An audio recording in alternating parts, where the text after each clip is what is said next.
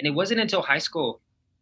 Actually, I would say middle school, because in middle school, my mom and my dad were having some issues, and my mom really wanted to see her family, so I went with her and my little brother back to Mexico, and I went to school there for the first time, and I didn't speak Spanish well at all. So that was a really scary time being in a country that, even though I'm from there, I wasn't accepted really by them. If it wasn't for my soccer skills, I don't know how I would have done it through that. Wow, that's crazy. Because you would have And been a real fucking gringo, right? If you didn't know soccer, you didn't speak Spanish. right, right. So my Spanish was all mucho, and I didn't, but it helped me a lot because that time, then I picked it up. I picked up the Spanish, and it was there that time. It was only a 3 month trip, but something happened in my brain where when I came back to the States, I saw life differently, and I was in middle school by then. And I had crossed the border, uh, through the desert. It took 4 days walking through the desert. On the way back? And then it was a lot of drive back. And it was a really scary situation. I was 12. Um, we were in the back of a pickup truck and like sardines with 30 other people in a truck, just trying to get back. I was trying to get back in time for school to start, the school year here in the States. And I end up in Colorado. Um, I was bullied a lot, um, because then I was all into, I had missed what was going on here with the culture. And middle school's a And big time, man. Shit changes. yeah, and I had missed everything. I pretty much missed a whole year of like culture, and I was a different person when I came back. And I was really proud of my Spanish, and I was really proud of my culture. So I brought that with me, but it was shut down by the other kids. It was shut down.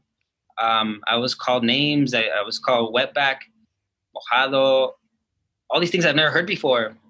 So then, as a defense Let mechanism, me ask you something. Any Latinos too did that? it was actually Latinos. It was English speaking Latinos who treated me like that, and then as a defense mechanism, I dyed my hair.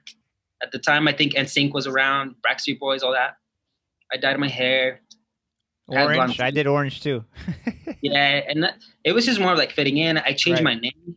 You I changed didn't. your name? I changed my name to everybody around me. I was Eddie. I was Wow. Eddie. I was known as Eddie. If you ask people back then, if I see them around when they like, if they remember my face or something, they'll call me Eddie. And that went all through high school. I have a And cousin. His name's Uriel. So obviously he had to get a nickname, and he everybody called him Oreo. I didn't call him Oreo. He was my cousin. I called him Junior because his dad was Uriel también. yeah, my But name is Eduardo, but there's a couple R's in there that, you know, easy to make fun of for folks. And also Eddie's not so bad. It's not from Uriel to Oreo. nah, but it was a defense mechanism for me, Right. and it wasn't me. Nobody has known me as Eddie in my Yeah, family. you didn't want to be called Eddie. In my family, I'm Lalito, Lalo. My dad is Lalo, and to them in my family, I'm Lalito. And and then in high school, ninth grade comes around. I love ninth grade. I had a great time.